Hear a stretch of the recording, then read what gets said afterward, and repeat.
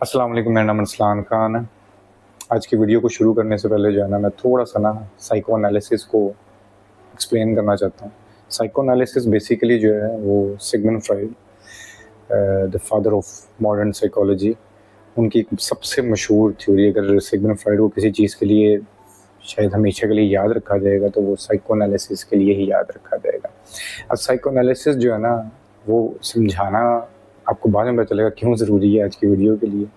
But उसके अंदर जो बेसिक पॉइंट्स हैं साइको एनालिसिस के वो मैं आपको बता देता हूँ। वो बेसिकली जो है ना वो कॉन्फ्लिक्ट की बात करता है आपके कॉन्शियस और अनकॉन्शियस के बीच में, ठीक है। और वो 3 स्टेजेस आपकी बोलता है। एक को इड बोलता है। इड बिल्कुल हमारी सतह जो हमारी ज़रूरियात होती हैं वो कुछ भी हो सकती है, हमारी गंदी से लेके अच्छी से अच्छी जितनी भी नीड्स हैं, ठीक है, वो खुराक है या व्हाटएवर जो भी वो उसमें आ जाता है और उसके कोई मॉरल्स नहीं होते, ठीक है। और इसी तरह फिर आ जाता है क्या कहते हैं सुपर ईगो। वो जिस तरह नाम से ही हमें पता चल रहा होता है कि उसके अंदर जो है ना वो कैओस है। बीच में होता है ईगो। ईगो जो है ना वो बेसिकली एज अ ज्यूरी जज कर रहा होता है कि कौन सी चीज़ ठीक है, फिर जो आखिरी अल्टीमेट फैसला होता है वो उसने करना होता है। इसी तरह आप देखोगे साइकोएनालिसिस, जिस तरह ये मॉडर्न डे में आप जब जाते हो किसी से अच्छे साइकोलॉजिस्ट के पास चले जाते हो तो वो आपको बैठा देता है, आपकी बैठ के सुन रहा होता है, वो बिल्कुल डिटैच होकर आपके वो सब कुछ सुन रहा होता है। तो ये सब कुछ जो है ना वो साइकोएनालिसिस से है। खैर जिसको भी इंटरेस्ट है वो इसको पढ़ सकता है, इसके बारे में जान सकता है। बट यहाँ से मैं बात इसलिए शुरू कर रहा हूँ कि आज इस वीडियो को बनाने का जो मकसद है ना वो ये है कि थोड़ा सा एनालिसिस हम अपनी लाइफ का और अपनी इस एंजाइटी का करें। बहुत बड़ा है क्या कहते हैं, अगेन मॉडर्न डे अगर किसी बड़े फिलोसफर की बात करें तो स्लावोज जीजक, अगेन अगर आप लोगों का दिल करे उसको कभी सुनिएगा। अगेन एक्सट्रीमली एंटी कैपिटलिस्ट, ठीक है। तो वो साइको एनालिसिस को एक्सप्लेन करते हुए जो बात मेरी जो वीडियो का मेन टॉपिक है ना वो ये है कि उनकी एक बड़ी खूबसूरत बात पिछले दिनों में सुन रहा था। जीजक बोलते हैं कि साइको एनालिसिस का मतलब ये नहीं है कि आप बैठ के अपने बारे में जानना शुरू कर दें या अपनी सफरिंग को देखना शुरू कर दें या व्हाटएवर जो कुछ भी आप करते हो। वो कहता है कि साइको एनालिसिस, आपका काम साइको एनालिसिस में ये होना चाहिए कि आप जिंदगी में कोई ऐसी चीज ढूंढ लें, जान लें या अपने किसी पैशन को जो है ना खोज निकाल लें जो आपकी सफरिंग से भी बड़ा हो। सफरिंग को तो छोड़ो, वो आपकी जिंदगी के किसी भी प्लेयर से भी बड़ा हो। तो जब आप वो काम ढूंढ लेते हो then just stick with it. फिर कोई एंजाइटी, कोई डिप्रेशन, आपका इलाज फिर वही। मैं हमेशा अपनी कई वीडियोस में कहता रहा हूँ, बताता भी रहा हूँ कि जो लोग क्रिएटिव होते हैं ना, क्रिएटिविटी आपकी ज़िंदगी में क्यों ज़रूरी है। क्रिएटिविटी इज़ नॉट समथिंग कि आपने कुछ बना के दिखाना है। क्रिएटिविटी इज़ समथिंग जिस तरह मुझे बड़ी वो प्यारी लगती होती है एक बात कि अपनी ज़िंदगी को ऐसे गुजारो जैसे आप एक ट्रेन स्टेशन में बैठे हो और ट्रेन का इंतज़ार कर रहे हो। ट्रेन आएगी, आप वापस चले जाओगे, अपने घर जाना होगा या जो भी आपकी मंजिल होगी। पर अभी आप एक वेटिंग एरिया में बैठे हुए हो, ठीक है। ये लाइफ एक वेटिंग एरिया से ज़्यादा इम्पोर्टेंस नहीं रखती। आप वहाँ पे बैठे हुए हो, इट्स अप टू यू। पान छान खाओ, बैठ के पिचकारियाँ मारते रहो, गंदा करके चले जाओ, या उसको और ब्यूटीफाई करो, खूबसूरत बना दो उसको, उस जगह को कि आने वाले कोई और आएंगे, उनको अच्छा लगे, उनको लगे कि यार पहले कोई अच्छे लोग, कोई इंसान के बच्चे यहाँ से होके गए।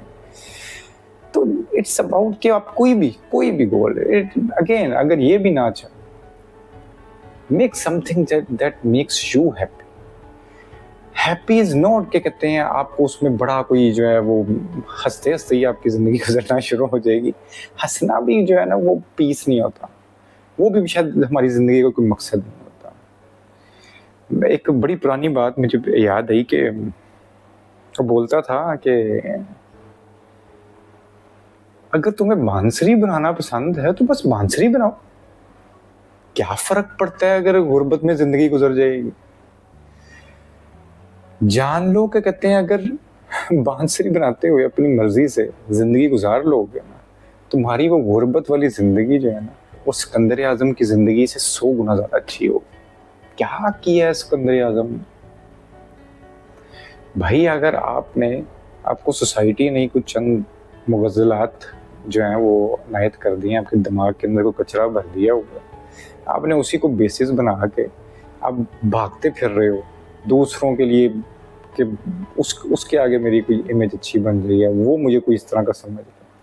और जो हद की स्टुपिडिटी आप करना चाहते हो वो करी जा रहे होते हो सिर्फ उनके मेयार पे उतरने के लिए, और बिल्कुल सेक्रीफाइस करते जाते हो जो आपके अंदर कोई चीज होती है जो आप एक्चुअली में करना चाहते। अगेन बी समथिंग, जिस तरह वो जीजक बड़ी प्यारी बोला, if you want to become a lover then become a lover.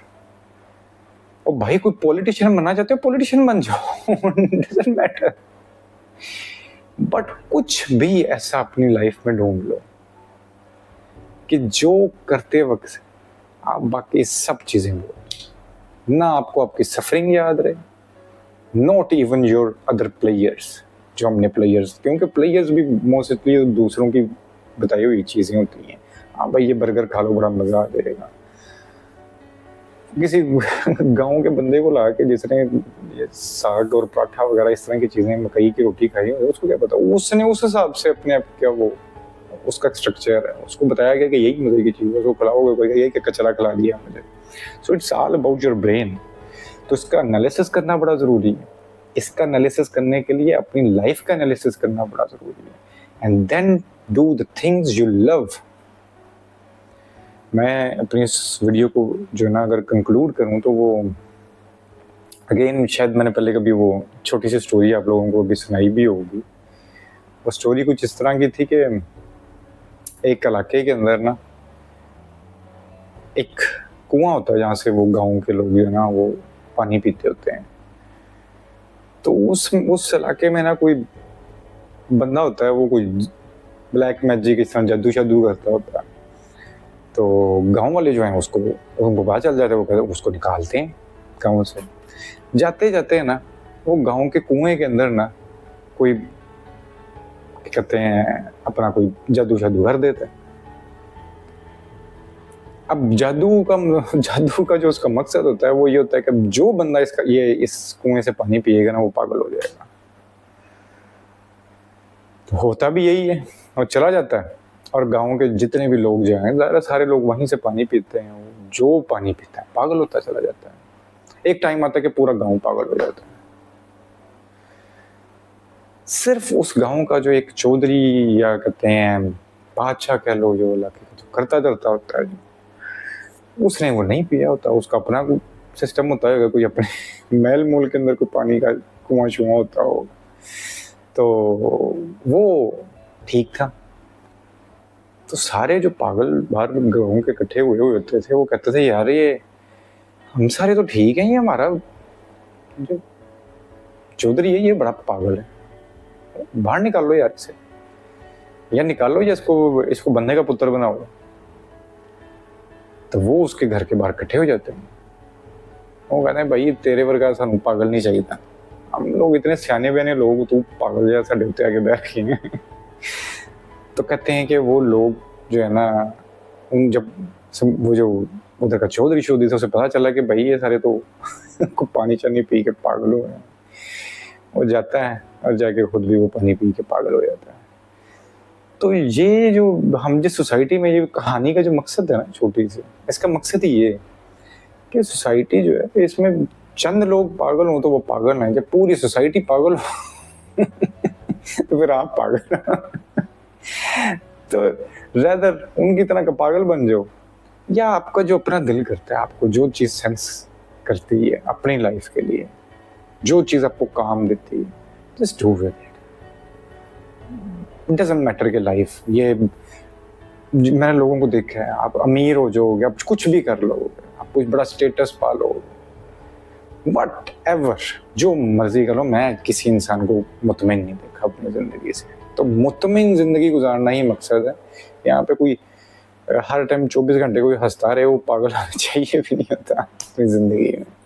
तो खैर आज की इतनी वीडियो थी और पैगाम बेसिकली यही था कि start analysing your life, your anxieties. अपने आप को जाने, ये कोई आपका मकसद नहीं है यहाँ पे। आई नो मैं इस चीज़ को प्रीच करता रहा हूँ कि हमें अपने आप का पता होना चाहिए, बट वो एक अलग बात है, क्या कहते हैं। बट यहाँ पर अपने आप से ज़्यादा look for external things that makes you काम। आज के लिए इतनी, इंशाल्लाह फिर बात होती है। अल्लाह हाफिज़।